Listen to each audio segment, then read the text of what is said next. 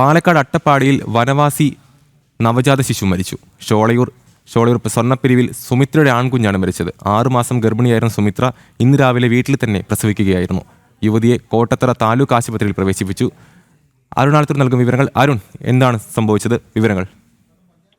അട്ടപ്പാടിയിൽ ഒരു നവജാത ശിശു മരിച്ചിരിക്കുകയാണ്. ഷോളയൂർ സ്വർണ്ണപ്പിരിവിൽ സുമിത്രയുടെ ആൺകുഞ്ഞാണ് മരിച്ചത്. 6 മാസം ഗർഭിണിയായിരുന്ന സുമിത്ര ഇന്ന് രാവിലെ വീട്ടിൽ തന്നെ പ്രസവിക്കുകയായിരുന്നു. യുവതിയെ കോട്ടത്തറയിലെ ആശുപത്രിയിൽ പ്രവേശിപ്പിക്കുകയും ചെയ്തിട്ടുണ്ട്. യുവതിയുടെ ആരോഗ്യനില തൃപ്തികരമാണ് എന്നുള്ളതാണ് ആശുപത്രി അധികൃതർ പറയുന്നത്. ഈ സുമിത്രയുടെ 6 കുഞ്ഞുങ്ങളും മാസം തികയാതെ മരിച്ചിരുന്നു. പരിശോധന നടത്തിയത് അട്ടപ്പാടിയിലെ സ്വകാര്യ ആശുപത്രിയിലാണ്. മാർച്ചിലായിരുന്നു പ്രസവ മാസം. 6 മാസം മുമ്പ് പ്രസവിക്കുകയായിരുന്നു. ഇത് 6ാമത്തെ പ്രസവമാണ്. കുട്ടി മരിച്ചത് സ്വകാര്യ ആശുപത്രിയിൽ വെച്ചാണ്. പിന്നാലെയാണ് കോട്ടത്തറയിലെ സർക്കാർ ആശുപത്രിയിലേക്ക് എത്തിച്ചത്.